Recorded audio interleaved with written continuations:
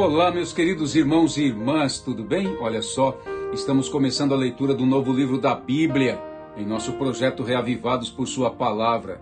É o livro do profeta Joel. Quero convidar você agora a tomar a sua Bíblia e abri-la lá. Leremos Joel capítulo 1, versículos 13, 14 e 15. Acompanhe com fé a leitura da Santa Palavra de Deus. Cingi-vos de pano de saco e lamentai, sacerdotes.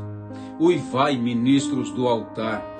Vinde, ministros de meu Deus, passai a noite, vestidos de pano de saco, porque da casa do vosso Deus foi cortada a oferta de manjares e a libação. Promulgai um santo jejum, convocai uma assembléia solene, congregai os anciãos, todos os moradores desta terra, para a casa do Senhor vosso Deus e clamai ao Senhor. Ah, que dia, porque o dia do Senhor está perto e vem como assolação do Todo-Poderoso. Amém? Meus amigos e minhas amigas, o autor desse precioso livro é o profeta Joel, filho de Petuel, conforme está escrito em Joel capítulo 1, versículo 1. Não se sabe muito sobre a vida ou a origem do autor. Seu nome significa o Senhor é Deus, sugerindo que ele cresceu numa casa onde se honrava e glorificava a Deus. Já as referências a Sião, Judá e Jerusalém indicam que o profeta morou e profetizou em Judá e Jerusalém. Suas frequentes referências ao trabalho dos sacerdotes no templo levaram alguns expositores desse livro a supor que ele era sacerdote, mas Joel também demonstra grande interesse por todas as formas de agricultura de sua época. Atenção, a profecia de Joel tem dois grandes objetivos. O primeiro é chamar o povo de Deus ao arrependimento, conforme está escrito no capítulo 1, como lemos, e também no capítulo 2. O profeta lembra a todos que a praga dos gafanhotos foi um alerta de Deus e que é necessário todos se arrependerem de seus pecados. O desastre na lavoura era apenas uma amostra do juízo divino, que seria muito mais devastador tempos depois. Mas esse juízo poderia ser evitado por meio do arrependimento sincero e humilde dos filhos de Deus.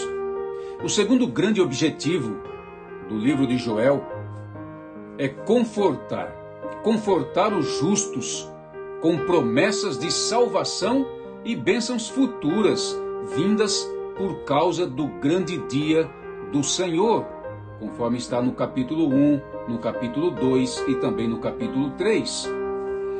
Agora, atenção um pouco mais. A tese do livro é a seguinte: todo aquele que invocar o nome do Senhor será salvo. De novo, a tese do livro, que é o coração do livro, diz o seguinte: todo aquele que invocar o nome do Senhor será salvo. Mas atenção, porque existem nesses capítulos de Joel vários outros ensinos teológicos e que devem ser analisados, interiorizados e praticados no cotidiano. Destacaremos 7 desses ensinos. O primeiro fala da soberania de Deus. Joel, meu amigo, é um livro teocêntrico, isto é, Deus é o centro da mensagem de Joel. A praga, o apelo ao lamento, as instruções para a conversão, a restauração, a dádiva de Deus, enviando o Espírito Santo, e a convicção da vitória final, são todos atos diretamente de Deus. O segundo ensino teológico fala do arrependimento. O arrependimento é a porta de entrada da graça de Deus, o caminho seguro para alcançar a misericórdia divina. 2 vezes o profeta chama o povo ao arrependimento. A primeira está no capítulo 1, depois no capítulo 2. O arrependimento deve ser profundo, de todo o coração e também sincero, ou seja, rasgando o coração e não simplesmente as vestes. O terceiro ensino fala da salvação de Deus pela graça, mediante a fé. Segundo Joel, a salvação é pela graça de Deus mediante a fé. O profeta Joel faz uma declaração categórica: todo aquele que invocar o nome do Senhor será salvo. Com base na profecia de Joel, a salvação pela graça mediante a fé foi livremente apresentada a todas as pessoas e todas as nações do mundo pelo apóstolo Pedro no dia de Pentecostes, conforme lemos em Atos capítulo 2. O apóstolo Paulo, servo de Deus, aplica esse mesmo princípio a todas as pessoas de todas as raças, de todos os lugares e de todos os tempos, conforme lemos em Romanos capítulo 10. O quarto ensino teológico apresentado por Joel fala dos líderes espirituais. Eles devem ser o exemplo e devem chamar o povo ao arrependimento constantemente. Os sacerdotes, meus amigos, são ministros de Deus. Isto é claro no capítulo 1 e também no capítulo 2.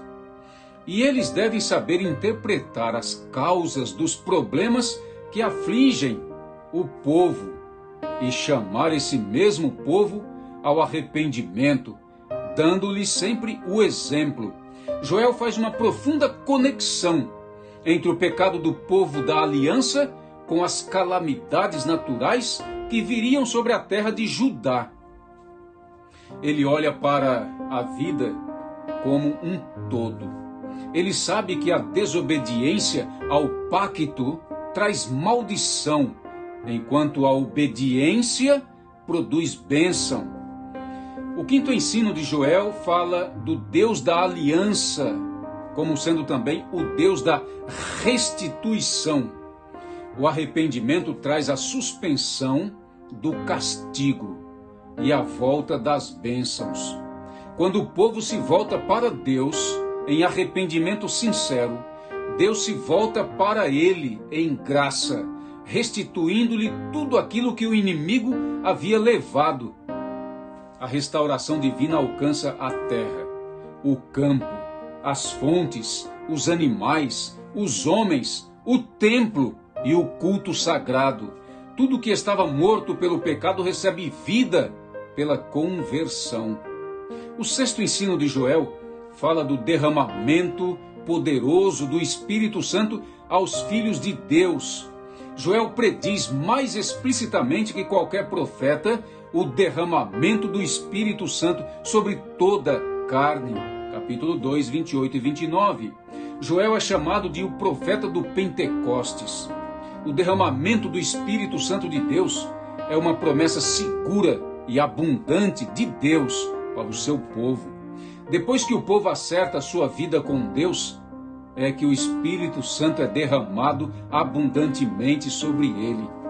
O derramamento do Espírito Santo vence o preconceito sexual, etário e também social, ou seja, vem sobre toda a carne, servos e servas, filhos e filhas. Essa profecia cumpriu-se no dia de Pentecostes, conforme lemos em Atos capítulo 2.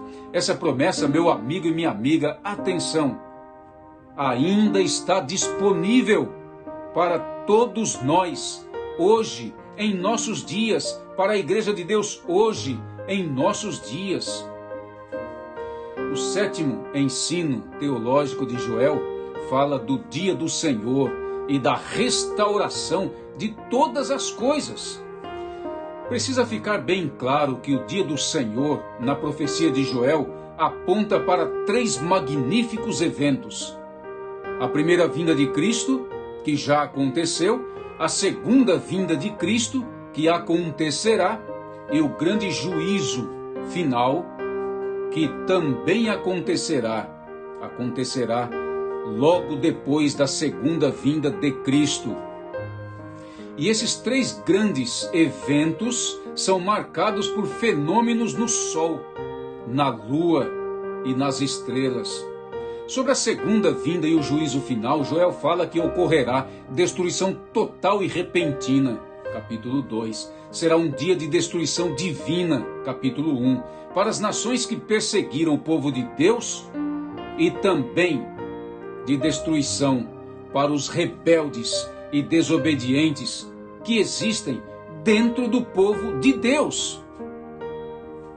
E após a segunda vinda e após o juízo final, o povo de Deus, o povo santo de Deus, desfrutará, meus amigos, de bênçãos plenas e eternas em todos os ramos da vida, ao lado do grande juiz e justo Salvador.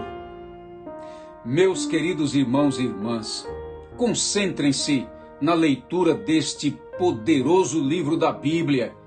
Medite em cada verdade de Deus apresentada aqui. Ore ao Senhor para você receber entendimento e forças espirituais para você viver a palavra de Deus e poder transmiti-la com segurança aos outros, com a mesma graça e a mesma misericórdia com que Deus te apresentou. E não se esqueçam jamais, todo aquele que invocar o nome do Senhor será salvo. Amém? Senhor Deus Todo-Poderoso, muito obrigado pela profecia, pelo livro, pelas palavras do Senhor através de Joel, teu servo. Elas vão edificar a nossa vida, fortalecer a nossa fé nessa época de crise. Abençoa-nos para compreendê-la e praticá-la, sempre para a tua glória, em nome de Jesus. Amém.